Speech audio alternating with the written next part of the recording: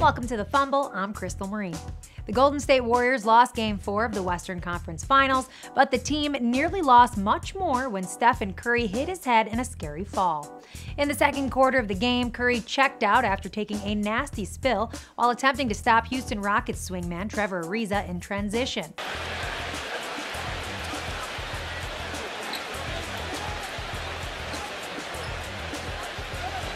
For a moment, millions of Warriors fans held their breath as Curry remained on the hardwood.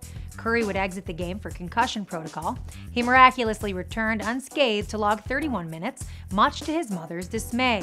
When he came back, the seemingly invincible MVP scored 23 points and had 4 assists, but the Warriors couldn't overcome a big deficit. The Rockets led from start to finish to avoid elimination in the Western Conference Finals with a 128-115 victory over the Golden State Warriors in Game 4. Curry's return indicated that he had not suffered a concussion, since the NBA's concussion protocol stipulates that a player diagnosed with a concussion cannot return to participation on the same day.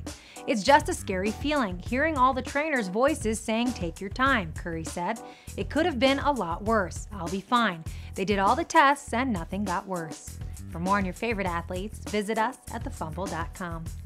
To watch James Harden and Stephen Curry's high school highlights, click here. And before you go, don't forget to subscribe to The Fumble for more highlights from all your favorite sporting events.